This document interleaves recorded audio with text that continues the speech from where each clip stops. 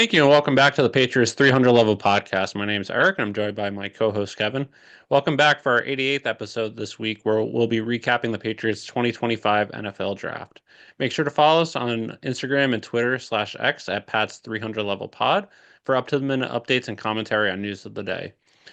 So, Kevin, second straight year Patriots have a top five pick. Last year's draft was supposed to be very top heavy. This year, outside of the top two picks or two of the top players in the draft, seem to be blue chip players, the talent seemed to fall off, and that's why there was a lot of debate. What should the Patriots do at number four? Obviously, left tackle was their biggest need going into the last however many off seasons, at least the last two. And that's where they ended up going with Will Campbell, but there were some question marks surrounding him. Was he the best player to take? Were they reaching for need instead of taking the best available? What are your thoughts on the Will Campbell selection and just if the Patriots made the correct decision there or not?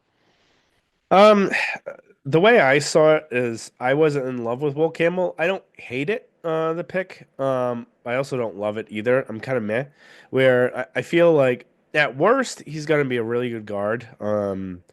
And I don't think he's going to be a terrible left tackle. I think what you'll see is you'll have the same type of maybe situation as Joe Tooney, where he has similar arm length, where he could be a decent left tackle, but he'll be exposed when his arm length kind of gets in the way when there's a really good edge rusher there.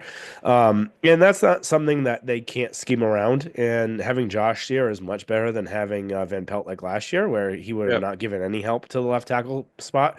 Whereas Josh knows where to put the players in the right position. So I think this does is it gives you at least someone to start at left tackle that's going to be an upgrade, I would think, from last year. I don't think he's going to be I terrible. hope he's an upgrade. Yeah, I don't think he's going to be awful. Yeah. I think at worst he's going to be maybe a top 15, top 20 left tackle. Is Yeah. that what you want from a four overall spot? Not really, but Yeah. beggars really can't be choosers where you really need to do something at that left tackle spot. So I don't hate it. I'm not Yep. in love with it, but I also don't hate it. I would have probably preferred going and getting a pure known talent guy there. So either I did more like the tight end. He actually ended up dropping to what, 10, I think. He fell to 15, Tyler Warren. Yeah. And the other one would be Genti, the running back. Um, can you really be drafting a running back that high when you don't have a left tackle?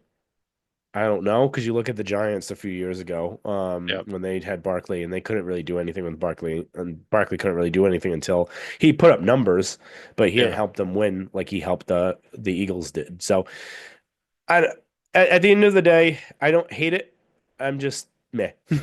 No, no, I agree completely. And again, it's the tale of 2 years where if you're number four last year, and if number four with last year's draft class, again, you got Drake May last year, but you saw Joe Alt fall to number five. Hmm. And I want to say fall, but he was the number five pick in the draft. And if he was in this year's draft, he's probably going number one, where he's at least on paper, a potential Hall of Fame caliber talent. Not saying Hmm. he's going to end up being a Hall of Fame player, but that talent that he has, his college production, is what you would assume would translate to the NFL. Whereas Campbell, he has some question marks. He has the short arms. His tape had some inconsistencies. So again, like you, I don't love it. It's probably a reach for number four. Again, in this draft class where there's not after one and two of Hunter and Carter, it kind of falls off. So everyone's kind of in that next group other than Jounty. And like you said, do you want to pick a running back at four? That's who I still would have gone with just because I still think Gianti's in the that top three blue chip caliber player with Carter and Hunter. But it also is you have Stevenson on the roster. If you don't have a left tackle, can you, if you take a talent like that, are they going to be able to produce? Maybe, maybe not. And then you still have holes at left tackle The track record of tackles being taken in the second round to be left tackles is not great. Yes, you lucked out with Matt Light back in 2001, who was drafted, I believe, 48 overall in the second round. But other than that, like that's the outlier. Typically, if you're going to have a franchise left tackle, they're going to be taken in the first round and they're going to be taken in the top 15 picks. So again, I don't hate it. I'm not as confident that he's going to pan out. And again, if he turns out to be a great left guard, say Logan Mankins caliber, again, that's still high hopes because Logan Mankins, in my opinion, should be an NFL Hall of Famer. But if he is a 10-year left tackle or 10-year left guard, that's still a good production and is better than completely whiffing on a guy. If say you draft a wide receiver or a running back and they suck, you can't move them to another position. So you at least get some production, but having the number four or pick, I wish we got someone I was more confident in is that guy. Yep. And the thing you said though too is there wasn't really any of those guys out Yeah. there really, and this was a really kind of weak top end of the draft. So I think in other years it would probably be better. Although one thing that's kind of going on in the future years is you're just going to see less talent coming out each year because of the NIL, Yep. and some players either wanting to get paid more with the NIL, or maybe kind of pick and choose their spot where Hmm. they know if they wait one more year, they may not go to like the Browns, although the Browns Yeah. are usually picky in the top. Yeah. All right. Moving on. Second round pick, number 30 overall. They picked running back Trevion Henderson from Ohio State. He's supposed to be a really kind of game breaker running back where he's that type of running back they haven't had in a while. So like the James White, the pass catching, shifty, explosive running back. Not the type of like Stevenson or downhill runner. And it should be really interesting to see how he's used this year. He's probably going to start as just like a um, third down running back. But it'll be interesting to see how his snaps kind of go throughout the year. Does he end up increasing any snaps? How does he look? And then what happens with are they going to use Gibson and Stevenson like every other series and Henderson be the third down running back, or is he going to be splitting carries with Gibson? This will be interesting to see. Yeah, and I think one of the most underrated aspects of Henderson is his ability to be a blocker, which Hmm. is something that I know the Colts GM Chris Ballard said and several other scouts said is he's the best blocking running back they've seen coming into the draft or coming out of the draft. And for offense, especially offense with Josh McDaniels, that's something that you're going to need with Vrabel mentality, just team in general. That's something that you'd want. So having, especially with a shaky offensive line, sure, Will Campbell helps, but that's something where they can pick up someone that gets by as well. So I think that's something that really stood out to this coaching staff that they wanted. And then another thing too is I think he had 340, but his game tape is faster than what his uh, numbers are in the combine. So he's faster with pads on compared to other players that run very well, like a Tyquan Thornton who runs a Hmm. 4.2 but is can't run a route. Yep. Whereas he's someone that when he catches the ball, he can break it for 75 yards for a touchdown, which he's done several times at Ohio State. And he can also be a good running back as well. So again, for a James White type of player, he probably has more talent than James White, just Hmm. overall scheme, his blocking, his playmaking, his smoothness, change of direction. But is that what you want with a second round pick? Maybe, maybe not. But again, this team needs playmakers, and you're adding one that potentially you need on this team. Yeah, and another big thing, just with the blitz pickup and the pass blocking, that's usually something why you see a lot of running backs in the Patriots system sit for a year, Yep, because that's something they don't come out of school with. So by having him come out, that makes you know that he likely will get some reps because of that. yep. All right. The third round pick, number 69, Kyle Williams from Washington State. This is supposed to be a another type of explosive player where he's fast, he's shifty. He had, I think, the 440 in his 40-yard dash, but he's supposed to be one of those kind of quick runners that they're looking for, and hopefully something that they haven't had in a while that they'll have.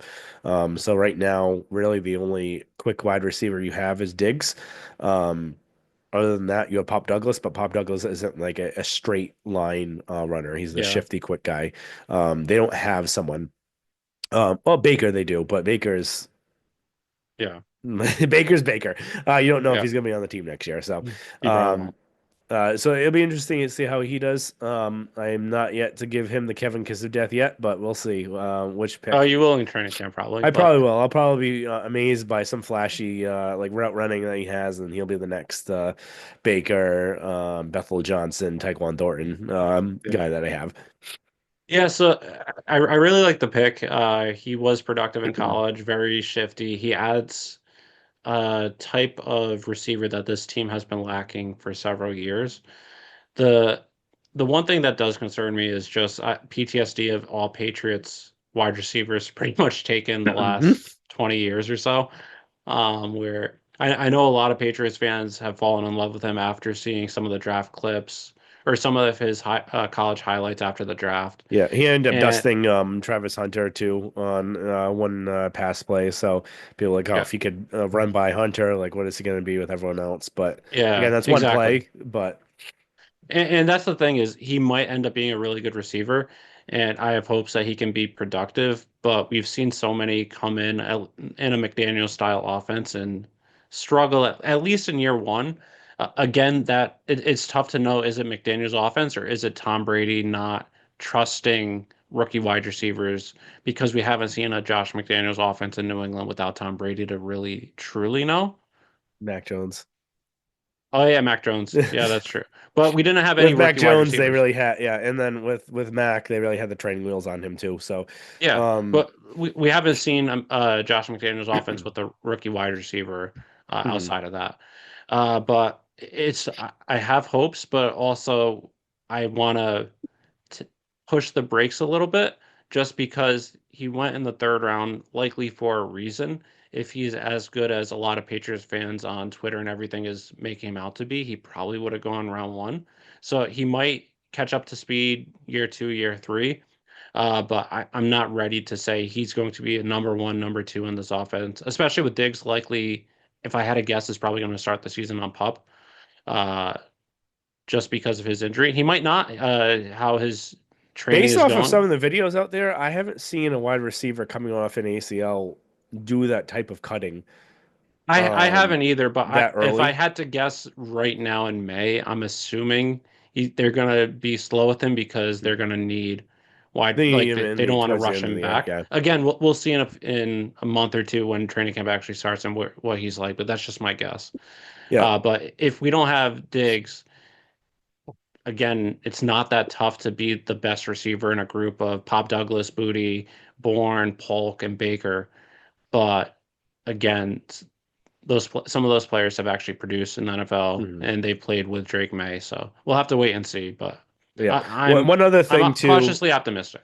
on Williams is just his a little bit smaller for a wide receiver too for one of those vertical Yeah, wide receiver. He's 5'10", 190. He's not one of those like Jamar Chase yeah, type of wide receivers, Higgins, that sort of thing, where they're big guys that can also blow by you. All right, third round. Number 95, they picked center slash guard Jared Wilson, Georgia. He was supposed to be the best center in the draft. It's yeah, also not surprising they ended up picking him. And I think it's someone that Dan Kelly had thought they would pick even earlier than they did. yeah. Um, He had him going, I believe, at either 69 when they took Kyle Williams or at 77 when they were on the clock before they mhm. traded. So not surprising, especially after the release of David Andrews. I think Yep, he'll definitely compete um, for the center position. I think he'll also compete at guard, to depending on what the competition really looks like. They yeah, may try and have him play guard first, just because center is a really kind of difficult position in the NFL. Although David Andrews played as a rookie, I believe, right? David Andrews played as a rookie. And Brian Brian Stork played Stork as a played as a rookie. rookie. Dan Copen played as a rookie. Hmm. So the Patriots, again, with Dante Scarnecchia and Bill, have a track record of rookies starting. But again, even though Josh McDaniels was here for some of those, it's different than Yeah. with having those two guys. So it'll be interesting to see where he actually plays this year. Another player that had a really high RAS score. I know we've talked about this score a lot in the past drafts. Didn't really do it that much this one just because we don't really think that Matt Groh is in charge anymore. So Yeah. um, we don't have to think that every single person's going to have a really high RAS score like they did under him. Yeah. But again, this guy 9.84. Really high relative athletic score for him. And then just another Georgia player that they have at center, like Dave Andrews was a Georgia Bulldog. Yeah. No, I completely agree with everything you said. And I know there were some scouts that had him as a first round talent, but just because he's a center and teams don't really value centers as much as they do as guards and tackles, that's why he might have gone as low as he did. I think he has definitely a shot at starting, especially with the concerns that Bradbury, even though he's been durable with Minnesota. His play definitely did dip last year, and he was cut for a reason. So I think he'll have a shot there. I He might also have a shot at guard. I'm still cautiously hoping Cole Strange can stay healthy because when he's stayed healthy, he in 2023, his last season playing at guard, his last 8 games, he was a top five guard in the NFL before he got hurt. So again, I know Cole Strange, him staying healthy is a big, big, big if. But and then City So in 2023 also played very well too. Yeah. So they have some guys that have shown it somewhat recently to have the talent, and then having Josh McDaniels at the offense at the helm, I trust him to make the right decision with the offensive lineman construction. But Yep, we'll agreed. see. Yep, I was gonna say he's probably more needed at center, like you were Yeah, mentioning, just because they have Strange, they have So. I do think we're gonna see a bounce back here from So because it's a different scheme and he's not running that. So is a bigger guard, and he's kind of similar to like the Oweno build, yeah, and that fits more in the McDaniel scheme and the run blocking that they do there instead of the West Coast where it's more mobile and you got to be shifty from left to right, and it's yeah. not really something that he's strong at. And if they do more of the kind of power duo run schemes and then this kind of straight ahead, I think you'll see a little bit better from him this year. All right, fourth round, number 106, safety Craig Woodson from California. Do you Yep. want to talk about Yeah, he's him? someone that I still don't know enough about. I hadn't seen him too much in college, but he's supposed to be a very good player. I believe he was a 3 year starter, if I'm not mistaken. But played in the box. He played safety. He's played corner as well. So he's very versatile on the defense. So it seems like a typical. If Bill was here, would have seemed like a typical Bill selection. And we know Vrabel has played under Bill's defense both in New England and then when he was in Houston before he became the defensive coordinator. Romeo Crennel was his defensive coordinator. So a lot of his coaching and playing has been under a Bill style defense, even though it's not exactly the same now. So not too surprising. It is interesting to see where he'll play considering the safety group that they have with Duggar and Peppers. But we'll have to wait and see. Yeah, and one thing that they've really needed the last year, maybe 2 years now, ever since McCourty retired, is they don't have that center field safety Yep. anymore. Any of that deep single high safety. They have a lot of box safeties like Peppers and Duggar, Yep. and that's something that Woodson potentially could fit the mold. He's played that position in college. He's got good speed. He run about a 4.45, and is supposedly pretty adequate in open field. Abilities. The one thing with him, like you said, I think he's the only kind of pick that they had that wasn't a consensus pick where he was rated a lot lower than what they drafted him at. And again, you're going to get that in drafts. You're not going to have everyone that fits the mold, but I think he's like the first and only guy that didn't really fit what people were projecting. Yep. No, I completely agree. All right, another fourth round pick, 137 overall, defensive lineman Joshua Farmer, Florida State. Talk about him. Yeah, so he was someone that a lot of people are saying is one of the steals of the draft where he was supposed to go much higher. I always question or put a little pause on like draft grades just because if he's not picked as high as people are expecting, there's probably a reason why, and scouts know and teams know. But there are people that do fall where you wonder why did they fall and they end up being great players. Like Christian Barmore was supposed to be a first round pick, and then he fell to the second round. And then same with Keon White, etc. But he's a great addition, great defensive lineman, can play the interior. Defensive line can play a little bit on the outside, and you're seeing. I feel with a pick like with Farmer, you're seeing the Mike Vrabel just focusing in on the trenches, where if you want to win, you have to win in the trenches, and that's also what you've seen in recent Super Bowls. The Bucks won because they were able to beat up the Chiefs' offensive line and get to Mahomes. The Eagles won this past year because they destroyed the Chiefs' offensive line, and then by investing in Milton Williams this offseason, getting Harold Landry, and now getting Farmer as well, along with it seems like we're getting Barmore back, having Keon White, uh, having people that can rotate in and out on the defensive line and wreak havoc is something that they're hoping to be able to do. And this Farmer pick just seems like the perfect guy to do it, especially since defensive tackle, defensive line wasn't a need outside of edge rusher. But so not using your first three, four picks, considering you're investing 50 million a year on Barmore and Williams, but being able to get him a potentially very good player with a fourth round pick should help. Yeah, I could actually say that actually defensive tackle, I would have said they did need a little bit more depth, especially because Barmore, you didn't know what was going to happen with him. Again, he's supposedly medically cleared, so he's going to be coming back. But I did think that it was good to be picking another defensive tackle just because you Oh, need a little bit of I depth agree. there. I just for the team and the needs of the team, I didn't think it was needing a top three pick. Yeah, So being able to get him in the fourth round where it's more you can shoot or take guys that are more question marks or high ceiling type guys that might have fallen. But top yeah. three picks are more you're hoping to get people that'll make an impact uh, day one or at least make some contributions season one. Yep. All right, next pick, fifth round, 146 overall edge, Braden Swinson from LSU. This guy is another one that was supposed to be a kind of another like I hate saying steal just because Yeah, like I we're in agree. the fifth round, Yep. and usually from fifth round up, you don't really get that many playmakers. Like, you get some, but I don't want to be making it seem like we're getting like first overall talent here. Yeah. But with him, he's supposed to be someone kind of more like the Josh Uche, where he's really quick, is a really good pass rusher. I think similar to Uche, I think his inconsistency against the run hurts him.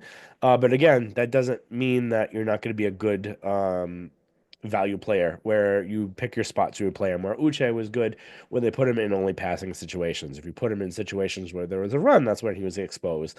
So if they use him where they know he plays well, I think that'll be good for him. And then if he learns how to kind of stiffen up against the run, that could only make him better. Exactly. And edge rush is a position that they needed going into the offseason. They did address it with getting Harold Landry in free agency, but you can never have enough pass rushers, especially on the edge. And by having someone that, again, even though he might be a little deficient in the run, which is why he fell, getting someone in the fifth round that is just situational, at least for the first couple of years on passing situations, and then maybe during the week or during the off season, he can develop into someone that can play all three downs. But I like the pick. He was supposed to be a lot of draft analysts had him as a top 100 player on their board, and he fell all the way to the fifth round. Again, how much do these analysts really know? But it's at least on paper, it seems like a good selection. At sixth round, 182 overall, kicker Andres Bor Boragelis. I probably butcher that pronunciation. Sorry there. Miami kicker. He was supposed to be the best kicker in the draft. They picked the best kicker in the draft. They needed to get a kicker. The only kicker Yeah. they have on the team, I think, was what a I've never even heard of him before. Was he an undrafted free agent they just signed? like before from last year. I'd have to look at the roster. I don't remember offhand. I honestly don't even know his name. He's not going to make the team. This guy is. Yeah. You don't go drafting a kicker to cut him.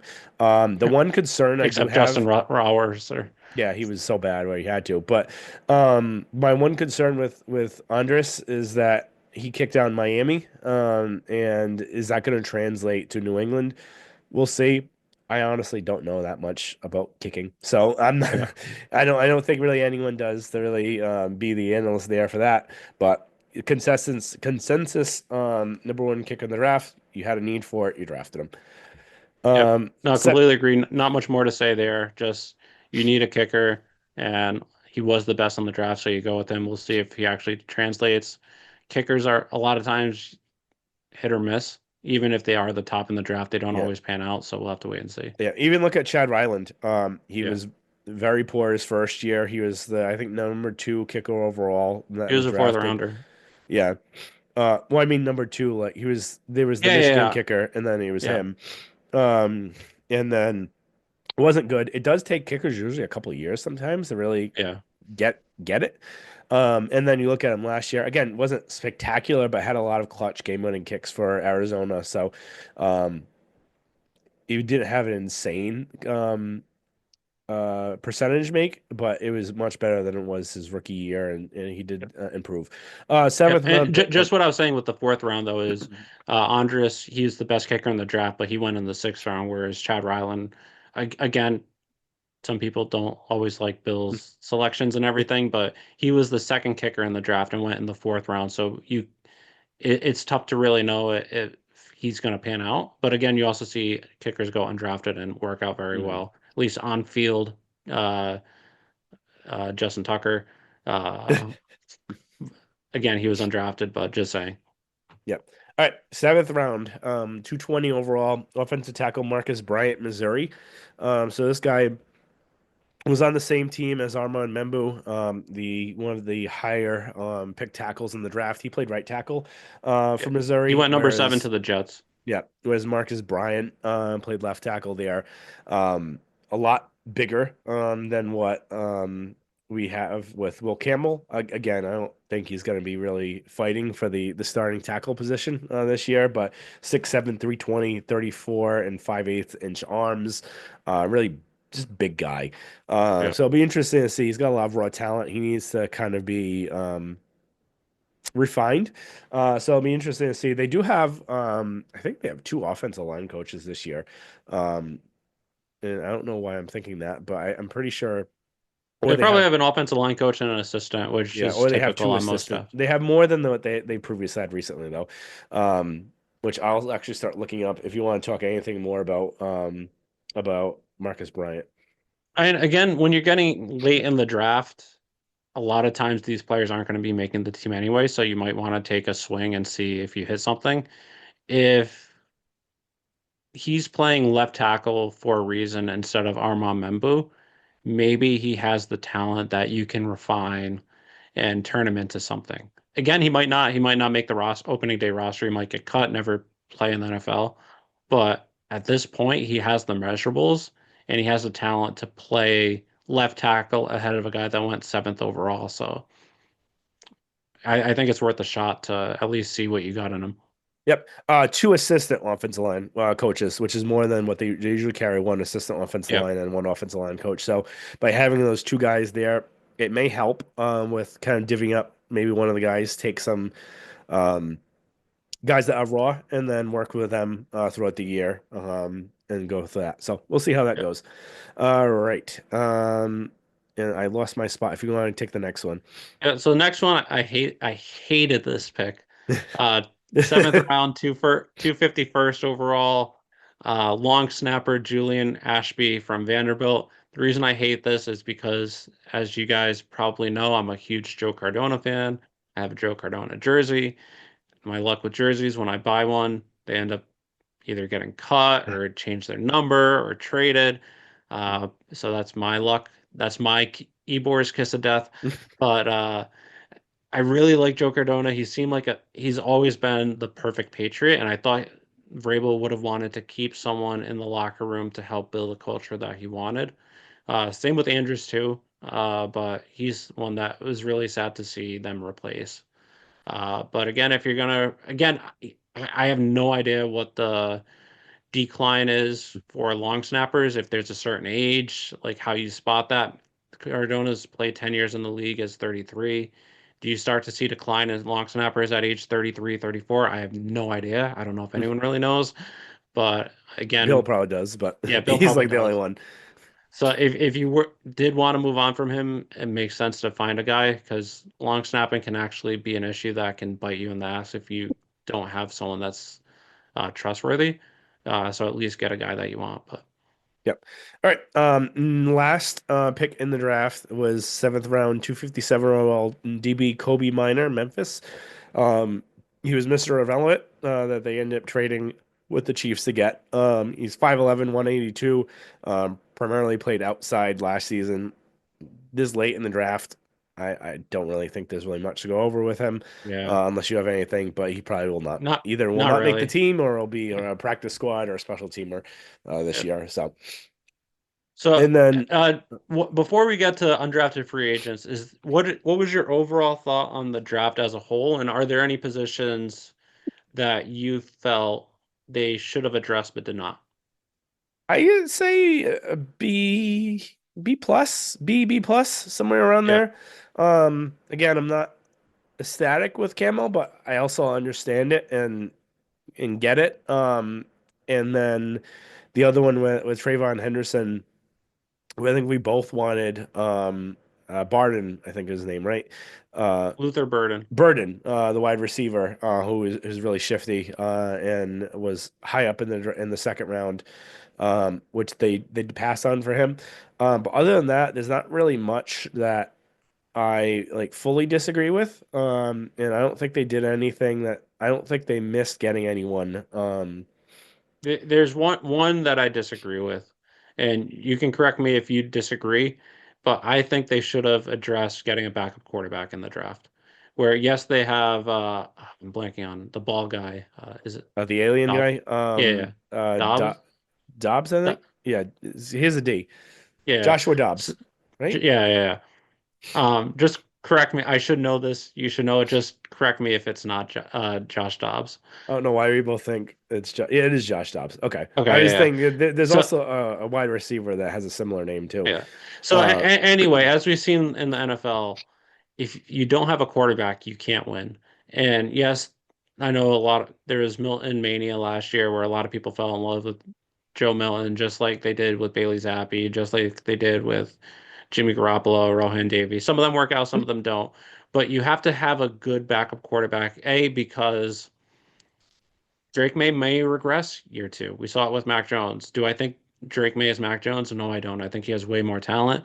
I But also we think his have, head on him is way better than Mac, yeah, where nothing no, seems to I phase him. agree, but I it I don't could know how much happen. is going on up there because of that. Like sometimes it Yeah, just seems like that Gronk type of attitude where again, the football's smart, but like everything else is like sunshine and lollipops all day long. So yeah. that No, actually I agree, but I think that also, will so help him.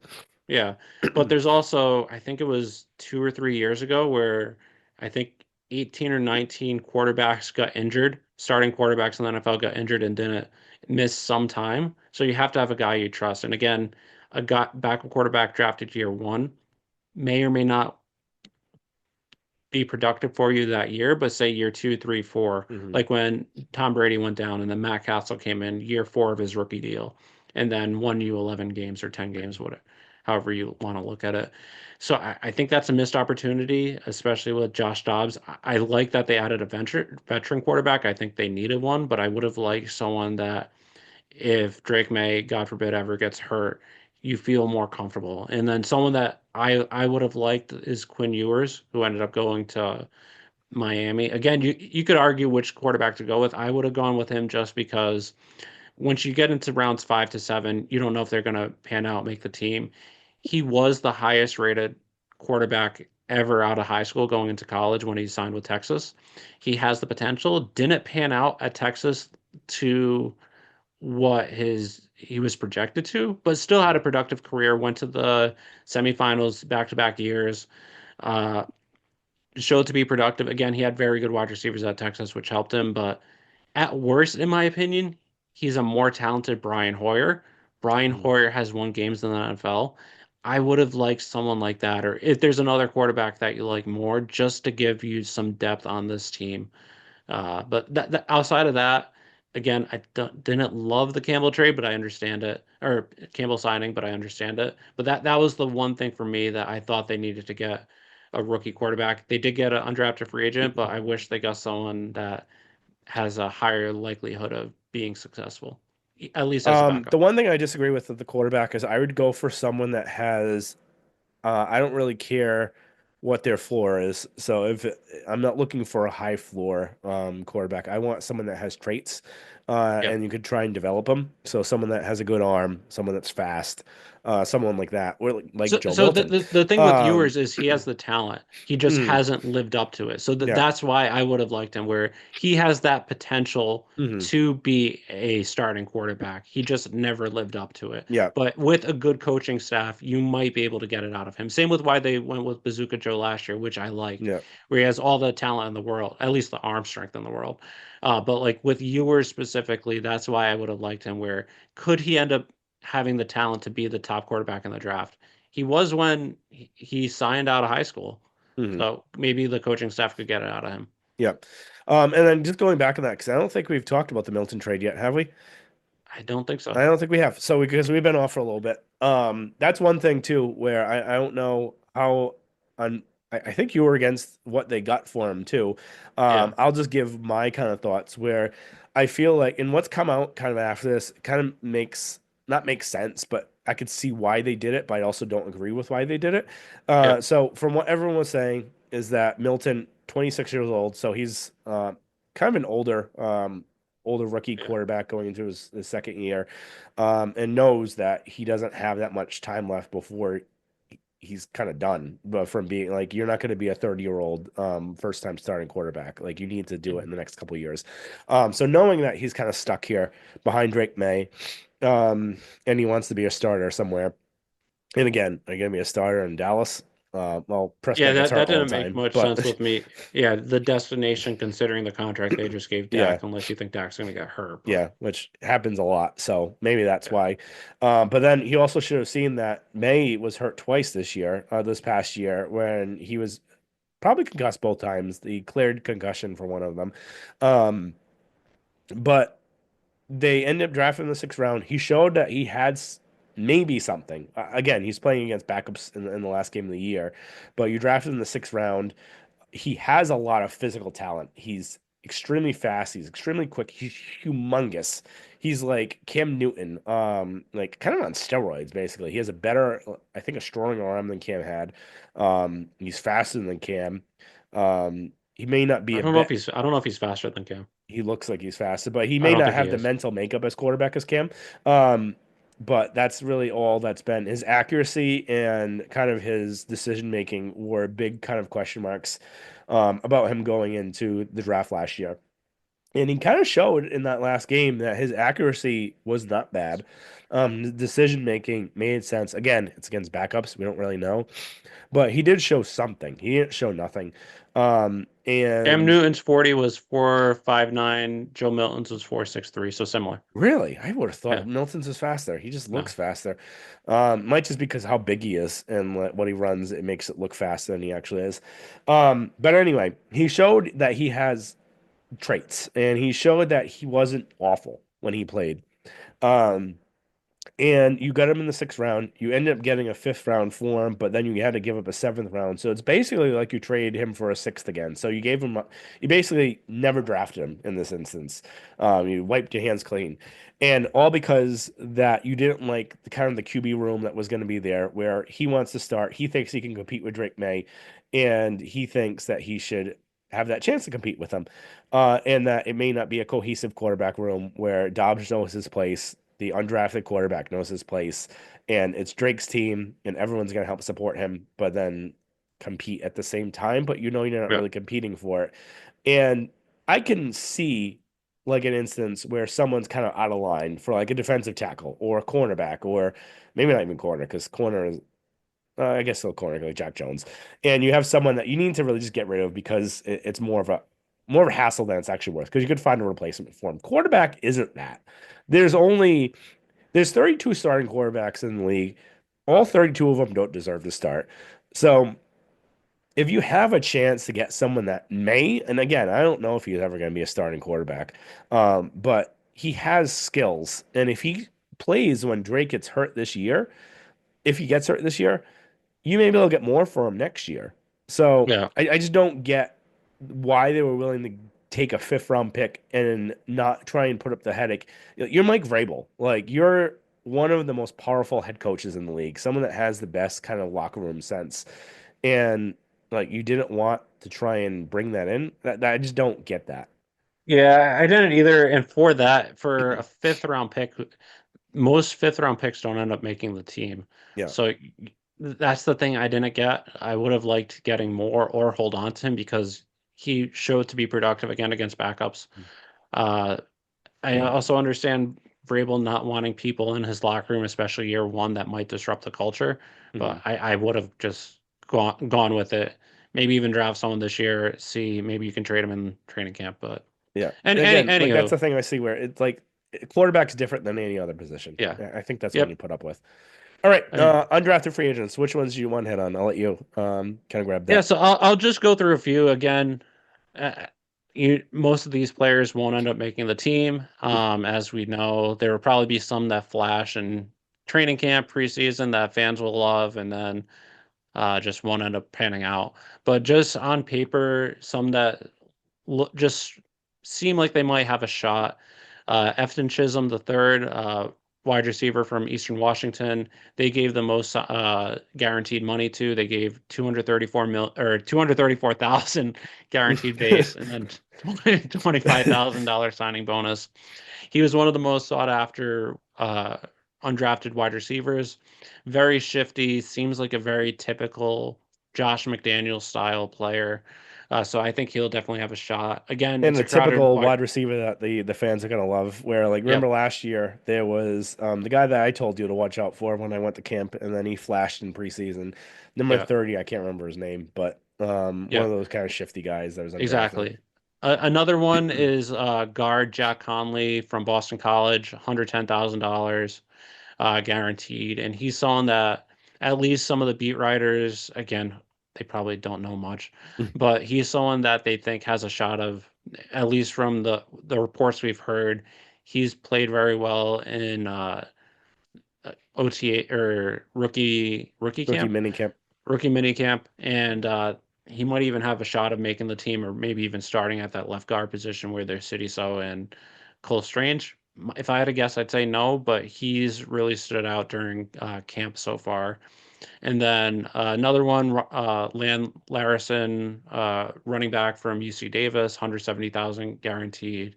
And then my favorite, I don't know much about him specifically, other than he picked the number 46, but fullback Brock Lamp from Northern Illinois. Just love that they brought in a fullback.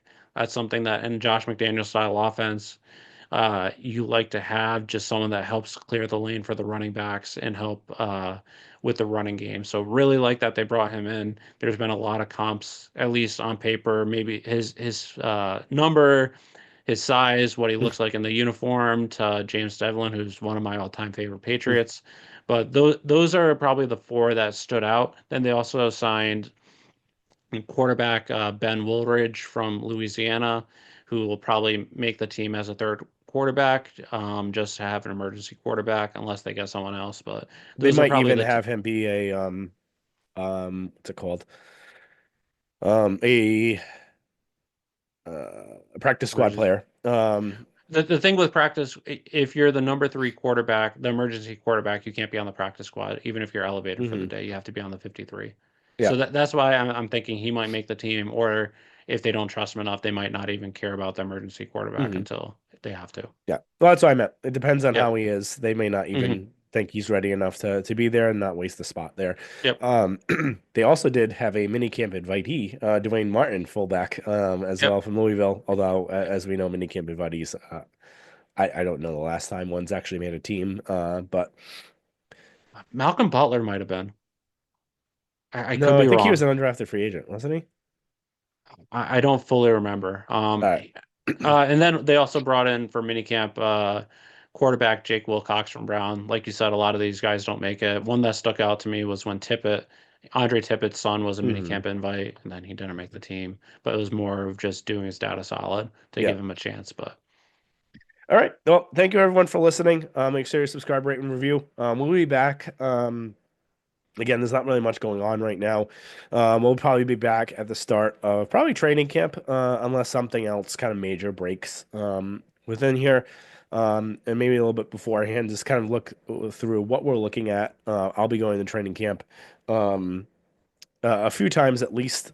Hopefully, probably 3 to 4 times what I'm aiming for, and trying to get some eyes on the ground, and then see what goes from there. So again, make sure you subscribe, rate, and review.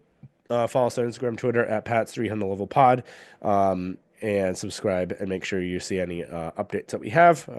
We get some good tweets going along. Again, calling out Mike Florio and PFF each week on how many EFT. PFT. Each week on how many negative Brady, Belichick, and Aaron Rodgers stories that he writes for clicks each week. It's a nice little fun thing. It's actually insane how many articles he writes each week and each day to Yep. try and grab He already clicks has two about their today. name. Today's Sunday, Yeah. and he has at least two on two on Bill and one on Rogers. He probably has more since I checked at like noon. Yeah. So we'll be holding him honest. Nothing's really going to happen with that because he's scum, but we'll go from there. All right. Make sure you subscribe, rate, and review, and talk to you guys next time.